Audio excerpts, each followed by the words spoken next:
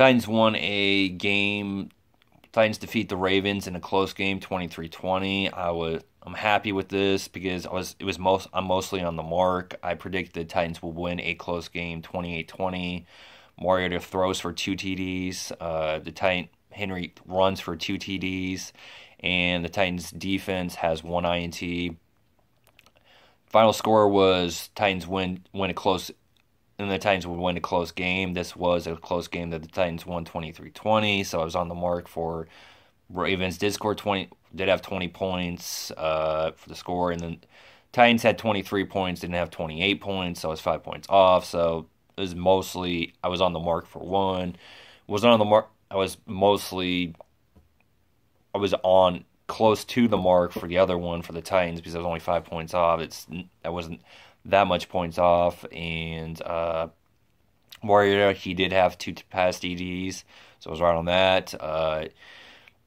The Titans defense, they had two INTs. The two Titans defense were better than what I predicted because instead of one INT, I was right that the Titans would get a one INT, but they did it better because they had two INTs. So I was right. I was right in that because they did have but they were better than I predicted because they had two INTs, and Henry, he only had one INT. He only ran for one TDD, not two TDs. So I wasn't right on as far as Henry having two TDs, but I'm still happy that he ran for one TD. And I'm just gonna start with the cons and then go to the pros. Starting with the cons. Mariota in the fourth quarter, he had an undeniably terrible INT that I would assume he threw right directly to a Ravens defender. It wasn't close to a Titans offense player at all. He threw it right toward or to a Ravens defender, and that Ravens defender easily caught it, and the Ravens were able to take advantage of that and score a touchdown. Now, from what I could see, there was sun, so I'd assume that the sun was blocking his vision and he threw it in that area, so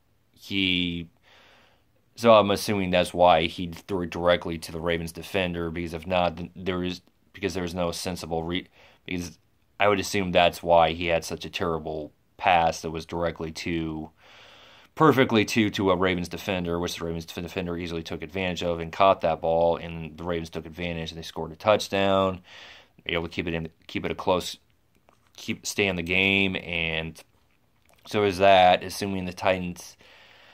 There was also the Titans defense. The Titans they didn't score a touchdown after a second Ravens INT.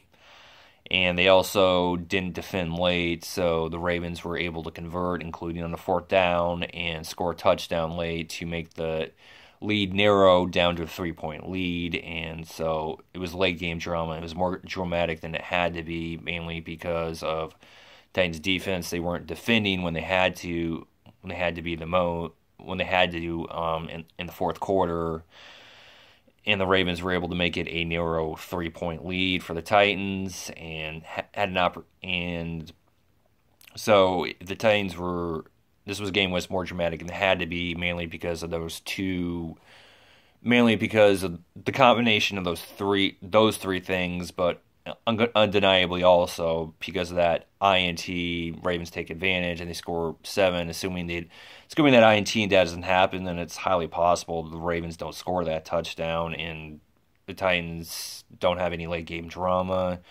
The Titans could also avoid that. Even with that being true, the Titans could have avoided late game drama if the defense just defended and prevented the Ravens from getting a touchdown to make it a narrow 3-point lead. So undeniably, one of the largest amount of blame can go to the Titans in defense, because their job is to defend, and they didn't defend late in the game, and the Ravens were able to get a major touchdown, and then also the extra point, so they were able to able to add in late game drama, mainly because of that, not just because the Titans not taking advantage from an INT, along with Mariota having a undeniably terrible pass that resulted in an INT. That I would assume that the sun was blocking his vision.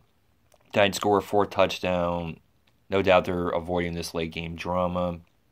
So those are the cons. The pros, Titans defense was they stopped the Ravens on a 4th and 1. That was great. And also Byard, he's playing great. I was extremely surprised.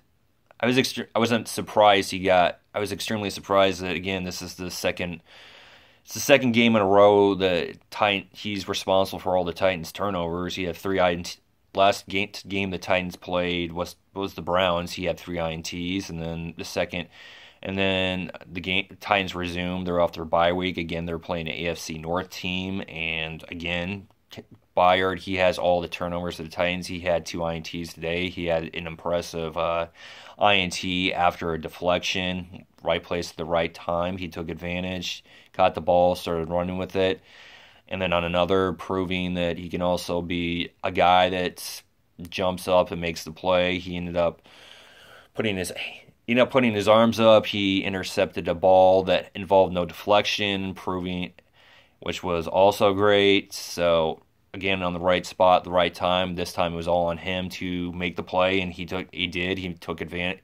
He made the right move, took advantage, caught the ball, and so yeah, and also found out that Byard is leading the NFL with 5 interceptions. So it's pretty damn impressive that in the Titans' last 2 games, which is which is the amount of time of 2 in the last 2 of 3 weeks, because the Titans had a bye week, that Byard has had 2 games where he's responsible for all the Titans' turnovers. 3 versus the Browns, 2 versus the Ravens, and he's risen to leading the NFL. So it's a pretty damn impressive feat for the second-year defender for the Titans that went to Middle Tennessee State, the Blue Raiders. That's not something I anticipated at all. So that's great. Maybe he's a special player that the Titans need that can make he's that playmaker that is making those great kind of plays for the Titans defense, mainly for the secondary. Other pros. It was a great day for Mariota. It was mostly a great day for Mariota because there was that pass where he was moving around, and he throws that second TD pass to Decker. Decker gets his first TD pass, which was major to increase the Titans' lead. They had to score it after the Ravens made it a narrow. They decreased the Titans' lead. Titans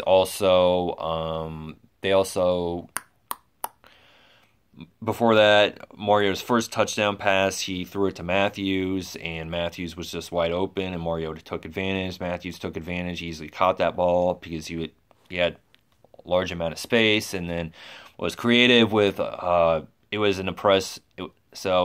a great play that the Titans took advantage because no one was in the area of Matthews.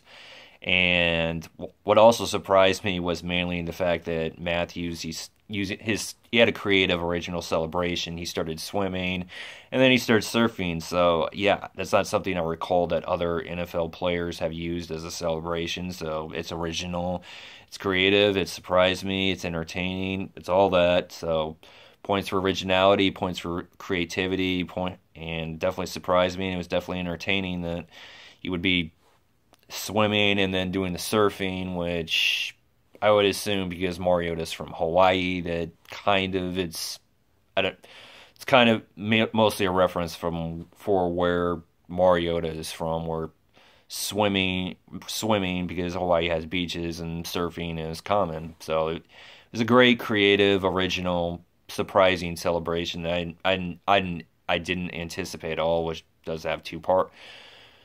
Well, yeah, it mostly does have 2 parts because he was swimming. No doubt, I would assume it was on a surfboard, and then it's like, okay, got the waves now, start doing the surfing. And then had Henry, he wasn't going to be denied. I was happy that he was able to have. He was able to get a touch. It was a tough another touchdown for the Titans when Henry had to get in the end zone, but he got the block necessarily, mainly because of Juan and great blocking from the Titans O line, and then he was able to get in the end zone of a common far corner. So was happy with that. Also, Titans were leading. Titans. It wasn't any problems for the Titans. They were leading this game. This was a game that the Titans they weren't having a problem with at all as far as having the lead, and I didn't have any other than like the Ravens making it late and making it dramatic, mainly late in the fourth quarter. I never had like the feeling or fear that the Titans are going to win this game. They were in control of it for most of the game. They had the lead. If yes, so there was that was great. So really not much drama.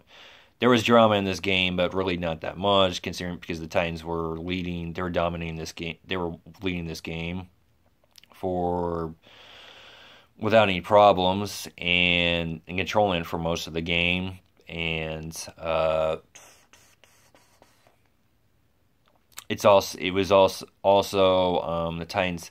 So a major win for the Titans because it's their third consecutive win, and I wasn't surprised it was heated, but I wasn't surprised because that just seems to be common with Titans Ravens. So even though they don't play them as often because they're not in the same division. I'm extremely happy that the hostility, the heated rivalry, this is still a heated rivalry, even though it doesn't get played as often because the Titans and Ravens are no longer in the same division. So extremely happy that as usually as it is, that this is still a heated bad blood rivalry, and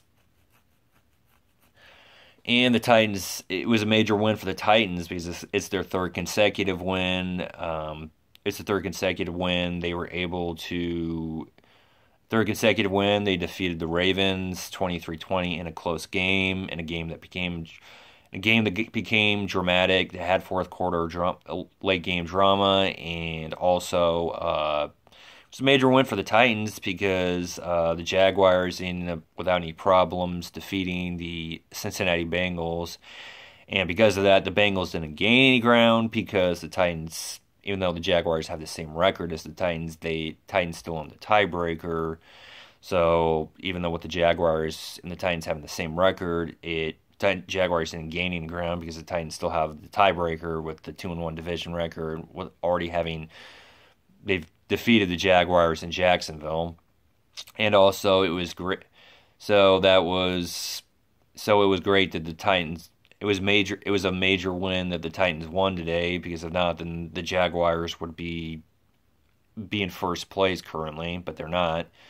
But that's if the Titans had lost this game. So it's major that the Titans won this game, and also it was beneficial that the Colts ended up defeating the Texans in a close game, which is beneficial because the Texans they steamrolled the Texans steamrolled the Titans in Houston, and I know the Texans, they lost against the Seahawks, and again another loss for the Texans. They lose this time at home, division game to the Colts.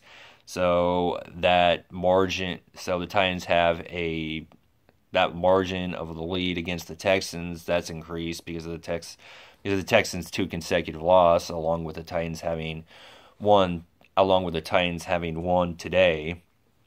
And I'm extremely happy the Titans have won 3 consecutive games, and really.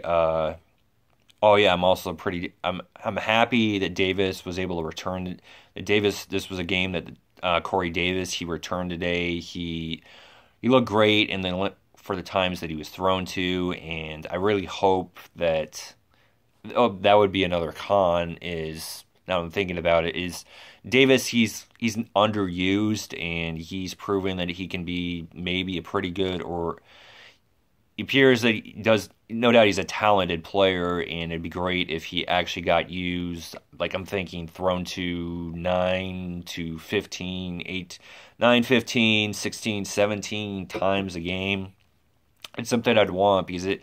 No doubt he has talent. No doubt he could possibly be a great wide receiver. So it's a con that he isn't thrown to a high amount, which for what I'm saying for high amount for me would be 15, 17 times. If you want to do it more than 17, okay, just as long as it's something he can handle. But I'd want him to be thrown to 15 to 17 times and not be underused, which he seems to be currently. So a con would be he's underused as far as being thrown to. But yeah, it was a great win for the Titans, and highly possible that the highly possible, and since the Titans have, since there are two, I'm happy that the AFC South isn't a garbage division because you got possibly a decent Jaguars team that does have a ferocious, opportunistic defense, and they have a winning record, and the Titans have a winning record, both as far as overall and division record. So I'm happy that the AFC South this year is actually, I think you could call it a decent. If you have two winning teams, I think I would imagine other persons would agree that you could call that a decent division. The other two teams are losing teams, but if you have two winning teams and they're both the same records and both winning division records, then I would assume persons would agree that that could at least be called, the persons could agree that that's a decent division. And it's highly possible that when the Titans have that rematch with the Jaguars, which I'll have to look up when that is, but highly possible when the Titans have that rematch with the Jaguars that it's highly possible that's going to be that major rematch where it could be this team that wins the division. It's highly possible, and I really hope it's highly possible that I know that's going far ahead, but from what I see now, it's highly possible that Jaguars Titans rematch, which would be in Nashville, which I think would be in December, that could be for the AFC South. And if it is, then kudos to the NFL for scheduling a division game that has the implications of this team wins the AFC South. And if it is, with the flex scheduling, I would hope that game got put on Sunday Night Football because major game, a chance to show the AFC South isn't a chance to show a major game for the AFC South, for this team wins the division and possibly this team makes the wild card, or this team doesn't make the wild card and it's a must-win game for both teams because one of them is going to win the division, the other team's not going to be a wild card. But even if one team is a wild card and the other team's the AFC South, no doubt both are going to want to win that AFC South so they can have they have the advantage, and instead of the other team having the disadvantage of having to go on the road for a playoff game, maybe two playoff games, possibly if they were able to advance besides just one.